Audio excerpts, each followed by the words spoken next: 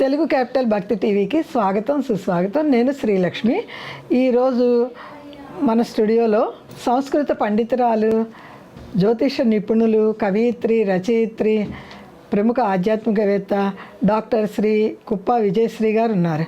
విజయశ్రీ గారు నమస్కారం అండి. నమస్కారం శ్రీలక్ష్మి గారు. విజయశ్రీ గారు, శ్రీ లలిత అష్టోత్తర శతనామావళిలో మనం 53 నామాల వరకు వివరించుకున్నాం. ఒక కామెంట్కి సమాధానం కూడా చెప్పేశాము. ఇప్పుడు 54వ నామంలో ఏంటి విశేషం అంటారు? ప్రతి నామము విశేషపూరితమైనండి. అవునండి, చెప్తూనే ఉన్నారు, కానీ ఆతృతతో విశేషం లేనటువంటి నామమే లేదు. ఏ విధమైన విశేషం ఇస్తున్నారా? అది మీకు కుతూహలం సహజమే. ఇక్కడ ఇది కొంచెం తత్వ సంబంధమైనటువంటి నామం. ఓం నితాంత సచ్చిదానంద సంయుక్తాయే నమో నమః. పెద్ద నామమే, మళ్ళీ చెప్పండి. ఓం నితాంత సచ్చిదానంద సంయుక్తాయే నమో నమః. నమో నమః. నితాంత సచ్చిదానంద సంయుక్తాయే నమో నమః అన్న నామానికి మనం వివరణలోకి వెళ్తే, నితాంతం ఎల్లప్పుడు నిరంతరం, సత్ చిత్ ఆనందం, ఈ మూడు సత్ చిత్ ఆనంద, నితాంత సచ్చిదానంద సంయుక్త, ఈ మూడుతో కలిపే ఉంటుంది ఆవిడ ఎప్పుడు.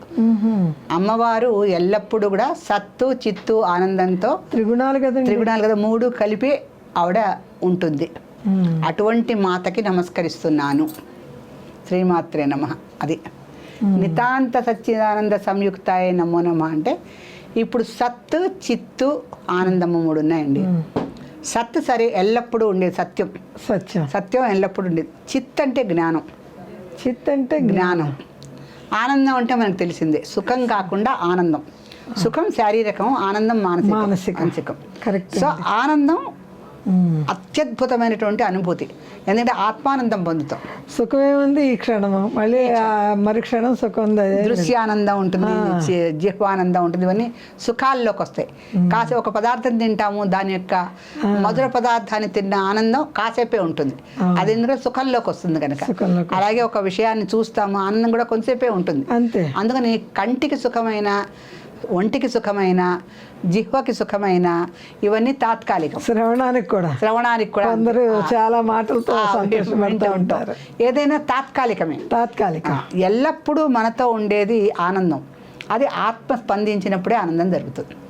ఆత్మ స్పందించాలి, ఆత్మానందం పొందుతాడు మనిషి. ఎందుకంటే తనకి కలిగిన భావాన్ని ఎప్పుడైతే అతను సామాన్య భాషలో వివరించలేకపోతాడో, వాక్కుకి అతీతమైంది, వాగాతీతమైనటువంటి అనుభూతి ఎప్పుడైతే అతనికి వస్తుందో దాన్ని మనం ఆనందం అంటాం.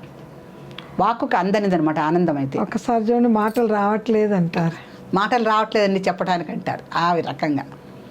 అందుకని ఎటువంటి అమ్మవారికి మనం ఇప్పుడు నమస్కారం చెయ్యాలో, అమ్మవారు ఏమిటో మనకు చూపిస్తున్నాడు. అంటే అమ్మవారిని మాణిక్య మకుటాకార జనుద్వయ విరాజిత అంటే ఆవిడ మాణిక్యాలు ఎలా పెట్టుకుంది, ఆవిడ మకుటం ఎట్లా ఉంది వరకే మనకు తెలుస్తుంది. అమ్మవారు అదే కాదు, సూక్ష్మ రూపంలోకి రండి. స్థూల రూపం నేను చెప్పా. అది ఏంటంటే పూజలో ప్రథమ దశలో ఉన్న వాళ్ళకి స్థూల రూపం.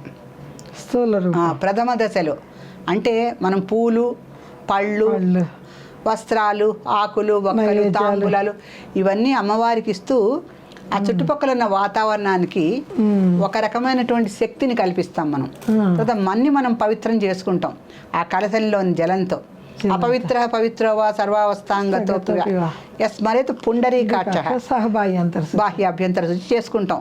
అది వాక్యంతో. తర్వాత ఈ చిన్న కలశంలో మన పూజా విధానం ఎంత బాగుంటుందో చూడండి. ఇంత చిన్న కలశంలో అన్ని నీళ్లు పోస్తాం. పోసి ఏదో అక్షతలు, పూలు, పసుపు వేసి, గంగే చయమునే చేవ గోదావరి సరస్వతి నర్మదే సింధు కావేరి జలే అస్మిన్ సన్నిధం కూరు. ఆ చిన్న కలశంలో ఇన్ని నదులను పిలిచేస్తాం మనం. ఎంత మంచి మంత్రమో చూడండి. ఇది కాక ఇంకా పంచగంగలు ఉన్నాయి మనకి. ఆ పంచగంగల్ని కూడా పిలుస్తాం. ఇక్కడ కూర్చొని చిన్న కలశంలోకి ఎక్కడెక్కడి నదులని మనం ఆవహింపజేసి, ఆ నీటితో దేవానాం సంప్రోక్ష, పూజా ద్రవ్యాన్ని సంప్రోక్ష, ఆత్మానం సంప్రోక్ష, అక్కడికి మనం వాతావరణం శుభ్రం చేస్తాం. దేవుళ్ళ మీద చల్లేసాం. ఆ గంగా నది తీర ఆ జలాన్ని మనం తెచ్చుకున్న పూలు పళ్ళ మీద చల్లేసాం. మన మీద కూడా ఏదో స్నానం చేసి ఉతికిన బట్టలే కట్టుకున్నాం. అయినా ఒకసారి దేహానికి అపవిత్రత నిమిషాల్లో వచ్చేస్తుంది. మన భావాలు సరిగ్గా ఉంటేగా, అవును కదా. ఏదో ఆలోచిస్తూ ఉంటాం, కల్మషం అయిపోయాయి మన శరీరం అంతాను. మనసు కల్మషం అయితే శరీరం కూడా కల్మషం అయినట్టే. ఎంత శుభ్రం చేసినా ఏం లాభం. అందుకని సత్యవాక్యంతో లోపల మనసు శుభ్రపడుతుందట. బయట శరీరమేమో అద్భి గాత్రాన్ని శుద్ధ్యంతే. నీటితో మన శరీరం శుద్ధం అవుతే అంతరాత్మ ఒక సత్యవాక్యంతో శుభ్రపడుతుందట. సత్యవాక్యంతో. అలా నితాంత సచ్చిదానంద విగ్రహాయే నమో నమః అంటే అమ్మవారు సత్తు చిత్తు ఆనందాన్ని మూడిని కూడా ఒక ముద్దగా చేసుకొని ఆ ముద్దలాంటి విగ్రహం కలిగినటువంటి అమ్మవారికి నమస్కరిస్తున్నాను అని. సత్ చిత్ ఆనందాలనేది ఒక ముద్ద, ఒక బంగారపు ముద్ద. ఆ బంగారపు ముద్దని విగ్రహంగా అమ్మవారిని తీర్చిదిద్దారు.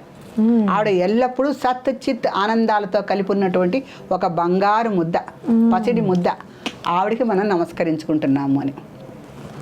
అక్కడికి రాము ఎవల సత్తు అప్పుడే అవదు. సత్తు చిత్తు ఆనందము అంటే ఈ మూడు కూడా ఆవిడకి అన్ని 100% ఉన్నాయా? కాదు.